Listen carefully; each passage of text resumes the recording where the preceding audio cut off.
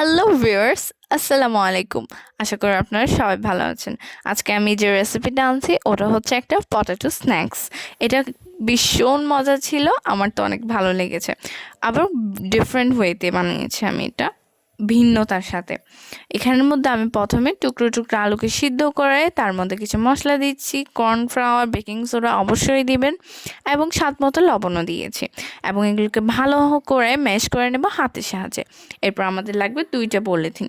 অবশ্যই মনে রাখতে হবে পলিথিনগুলোতে হালকা করে তেল ব্রাশ করতে হবে, মানে হালকা করে তেল লাগিয়ে দিতে হবে। এবং আমি এখানের মধ্যে কিছু আলুর ডো রেখে বেলে দেব।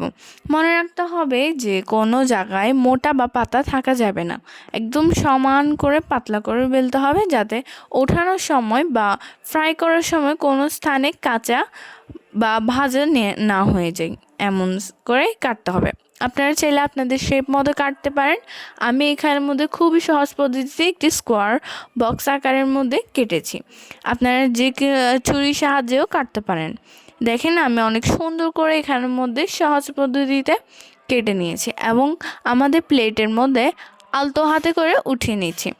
এবং আমরা একটি ডিপ ফ্রাই করছি একটি কড়াইয়ের মধ্যে। কড়াইটার মধ্যে ভালোভাবে তেল ঝরাই নিতে হবে, যাতে আলগা কোনো তেল না থাকে। দেখেন আমরা একটি নতুন পদ্ধতির মধ্যে তেলকে ঝরিয়ে নিয়েছি। এবার দেখেন আমাদের আলুর স্ন্যাক্সগুলো কেমন মজা লাগছে। এটা আপনারা অবশ্যই সসের সাথে পরিবেশন করবেন।